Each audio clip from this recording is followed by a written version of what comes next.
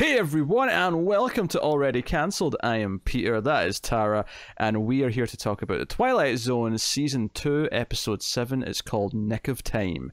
So full spoilers for the episode, as always. And this episode stars none other than William Shatner, James Tiberius Kirk himself, an episode about him and his new wife, who are travelling to New York for their honeymoon.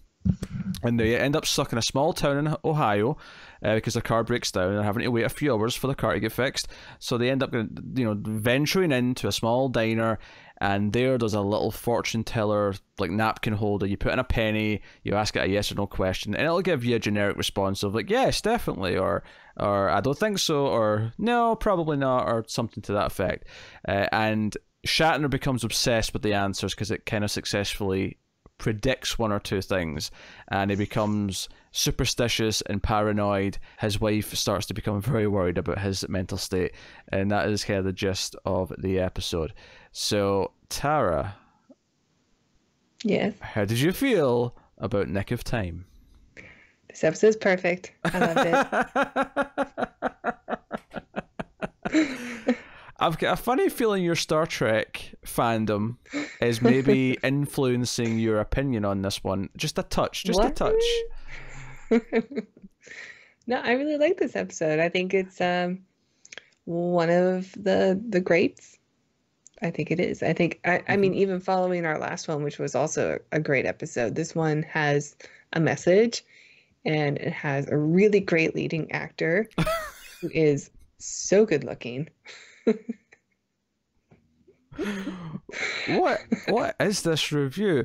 It's a good episode, right? I actually don't disagree that it's a good episode, but I mean, it's a perfect episode. That's what you opened with. It's perfect. It's a 10. It's perfect. 10 out of 10.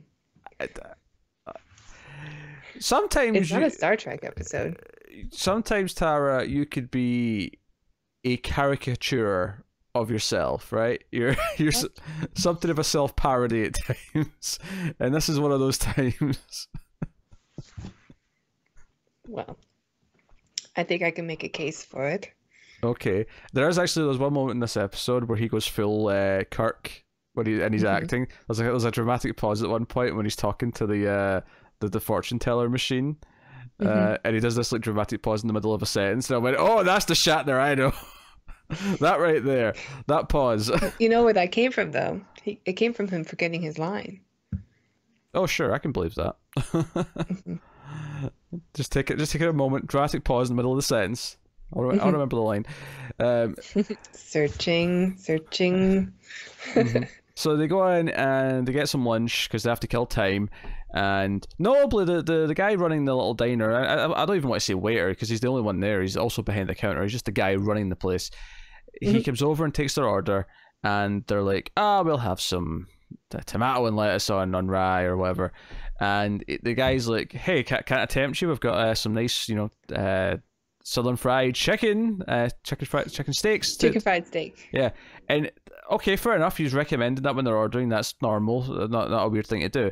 What I thought was weird though is like a minute later when he brings their food out, as he puts it down, he goes, you won't enjoy that as much as you'd have liked that chicken fried steak. And I'm like, why are you trying to sell them on it now? They've already got their food. What are you going to do? Like, not charge them for this food if they change to the chicken steak? Like, I know, it's a bit like, hey, these sandwiches are garbage and you're not going to like them.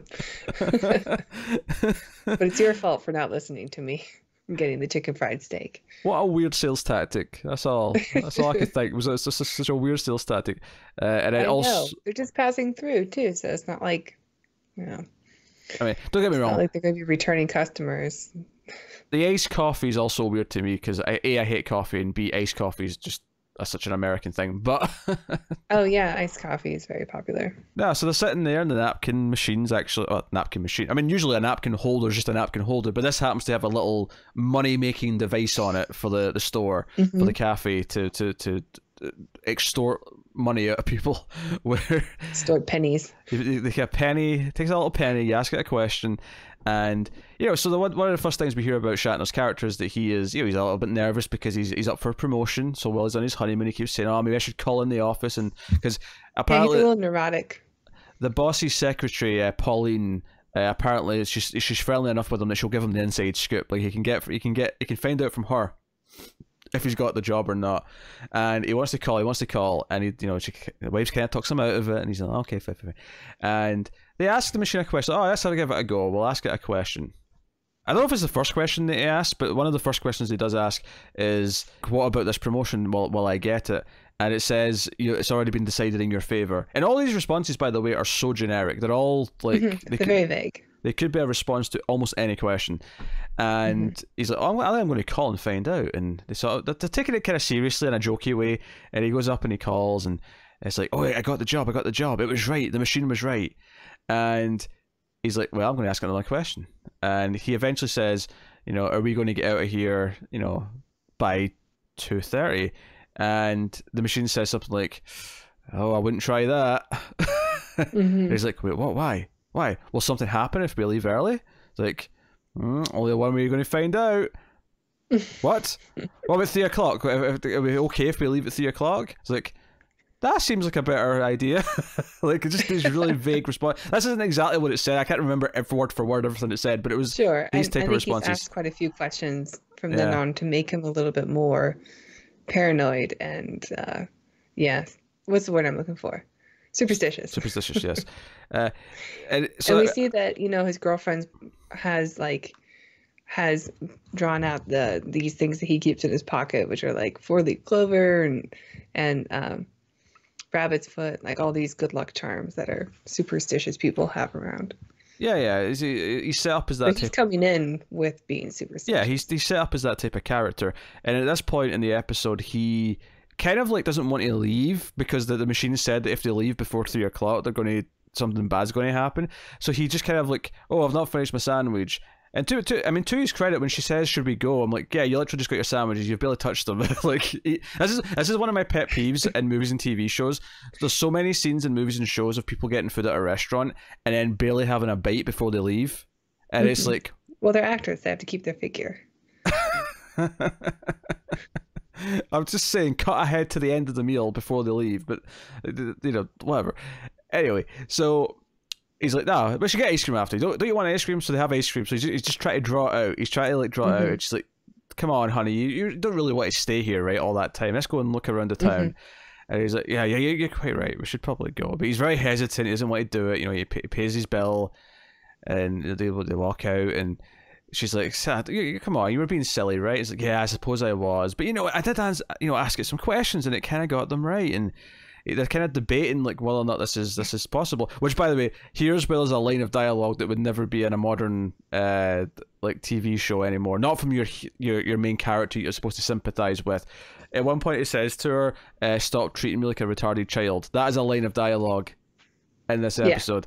And I'm like, oh, I noticed it. Yeah, like you'd have like a bully say that now, you'd have like a villain say that, but you wouldn't have your leading man say that now. Of course, the big thing that happens is that a truck almost runs her over, and he because he's so alert though, he's watching for bad things happening. He pulls her out of the way, and he's like, it's 3 o'clock. That's because we left early. Right at 3 o'clock. Yeah. So they're like, he's like, let's go back in. He's like, you don't really want to go back in there, do you? He's like, yeah. Let's go back in. And she's like, okay then. So they go back in. And I actually like, this is where the ad break is. I loved it when they go back in. There's just a pair of old women sitting at the table that they're at, and eating their malted milks like real slow. No other machine will do it. It has to be the one at that table because there's tons of them in this restaurant. They're all over the place. Yeah. Every seat or table has one. So they sit at the counter and they get some iced coffee, and he's looking kind of fidgety, and he's looking over and he's like, oh, they're getting up. Oh, give me some coins. Give me some pennies. And he runs over and he starts asking more questions. And I think what I like about the episode is that genuinely everything that happens in this, as much as there is obviously the accident that almost happens, and it technically gets something right about his promotion, everything that happens in this, unlike most Twilight Zone episodes, there really is literally nothing really supernatural happening at all, right? You can just read this as, no, he is just reading into this every single time. And it makes it almost one of the most... It's generic enough to be like, well, I mean, it could just be a coincidence. Because honestly, once he starts going a little bit crazy and like, he's like, so he sort of grabs like, this machine's predicting our future. You know, he's putting the pauses in. Once he starts doing that, he genuinely comes across as crazy. Because as a viewer, I'm not on his side. Because you know, sometimes when you're watching a movie or TV show and it's about the main character going kind of nuts, but you can kind of like there's enough there to be like, they might not be nuts. Like they might actually really be onto something. Yeah. I didn't feel that in this. When he starts going crazy, I'm like, yeah, he's going crazy. Like, this is. Well, we also know that he's, you know, in the Twilight Zone, so that's so true. there could be something there. But part of what I like about the Twilight Zone is that, you know, the Twilight Zone isn't necessarily a physical place. It's like a state of mind. And what I like about this episode is that it really is just him that does it to himself. And the Twilight Zone is just this place where he lets himself believe this, and it almost traps him in this town. And you know, she asks him questions of it, and it kind of gets the answers right, because you know, they say something like, you know, will I be married? And they're already just being married, so that's, you know, and it's like, oh, the answer is obvious. Yeah. And it keeps asking questions, and then eventually he gets so obsessed with the idea that he says, oh, are we going to live you know, we're always going to stay in the same city? And it's like, and we don't get, and at this point we don't even get the answers, we just see his reaction, and he's like, are we going to live in the east? And he looks at that way, he's like, are we going to live in the west? Are we going to live in America? And it keeps, and she's like, yeah. You're letting this dictate what your future is. You're basically, the idea of knowing in advance, you're not living your life. It's it's basically, I was thinking in my head at this point, it's kind of like the Terminator message of there's no fate but what you make. You know, if you know what the outcome is, you just go towards it. No, you have to live your life not knowing what you're going to end up being or doing. And right. And we get the cautionary tale of the couple that comes in after they decide to leave. Yeah, well, that's the little twist at the end of the episode. And what I like about this twist is that it's nothing fancy. It's just as simple as, no, they're not the first potential victims of this. And unlike, so we get the happy ending with Shatner and his wife, where they do leave, they get in their car, and they drive off for their happy lives, their happily ever after.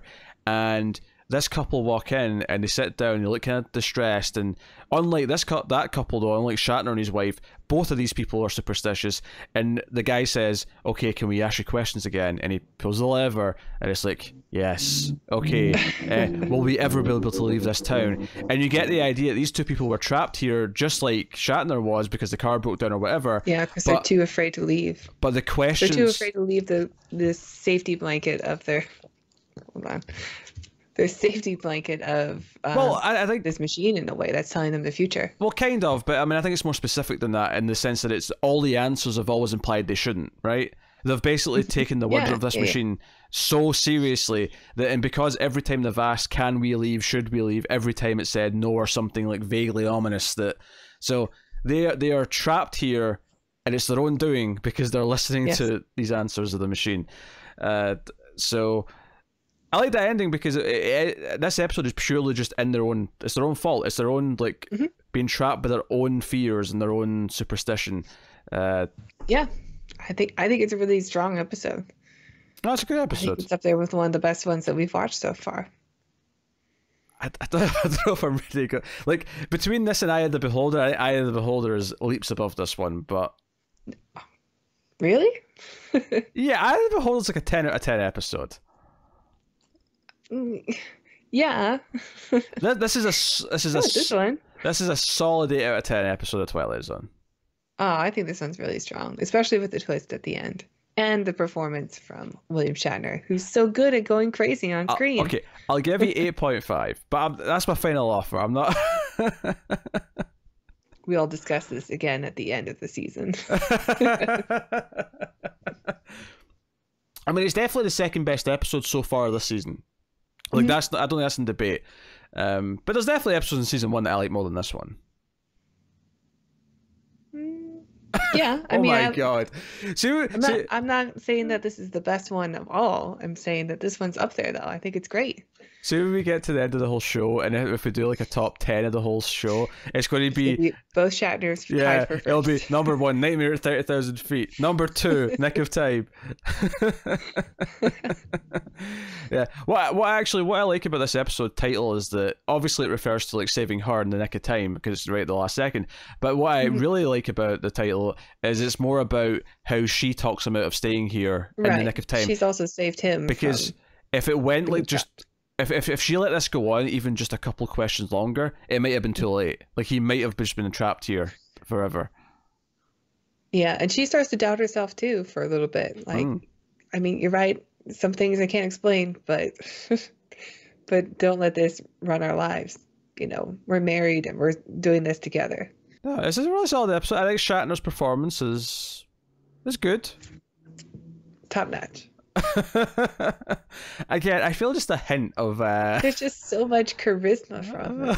You can see why he's a leading man. Did he do anything? Even the way he grabs her by the shoulders like she's a green alien woman. Although I don't think Shatner ever did that, but I'm sure he would.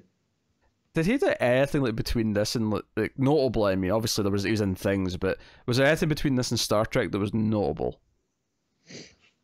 He's in The Intruder, which was another Twilight Zone like author's work. I don't know if that was before Star Trek. I think it was. It wasn't even the first choice for Star Trek though, so I mean. No, he wasn't. Yeah. He was CBS's first choice, or Paramount. Someone. So notably, what I thought was weird is at the end of the episode has no next time. There's no Serling at the end. You're right. I didn't realize that till just now.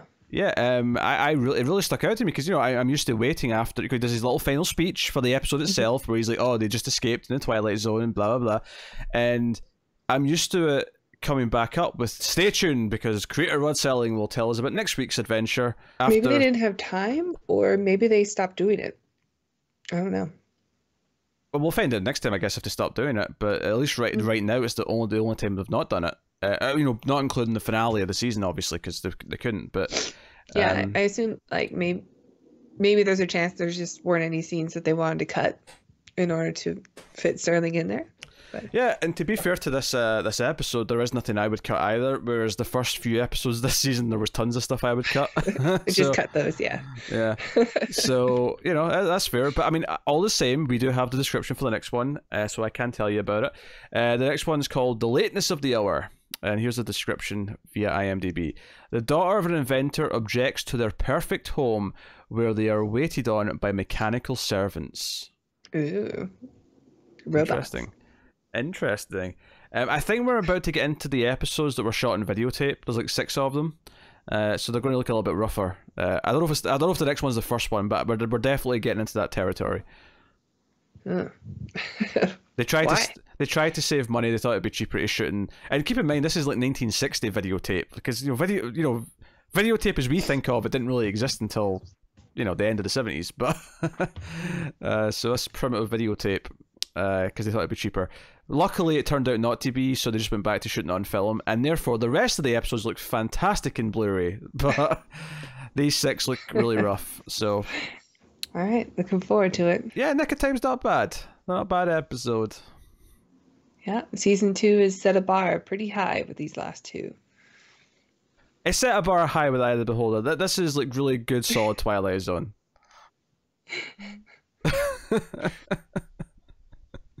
I like this one a lot. I wonder why. Tara likes this one so much. There's more than one reason why. Yeah, but there's one main reason. He is handsome. Oh, bloody hell. All right. You cannot. That has been Twilight Zone Season 2, Episode 7. You can let us know what you think of the episode in the comments below. You can like and subscribe, all that stuff. Get us on the Twitters at mail_fudge for channel updates. If you want to support the show, how can they do that, Tara? Yeah, you can check out our Patreon page. It's patreon.com/MildFuzzTV, and donating as low as $1 per month will get you bonus episodes of other series that we do, including the ACE, the Atomic Cinema Experiment, which is our science fiction movie reviews. So if you enjoy these reviews, you might enjoy those. So check it out. Thank you. And you could also, of course, rate the podcast, Apple Podcast, give us 5 stars.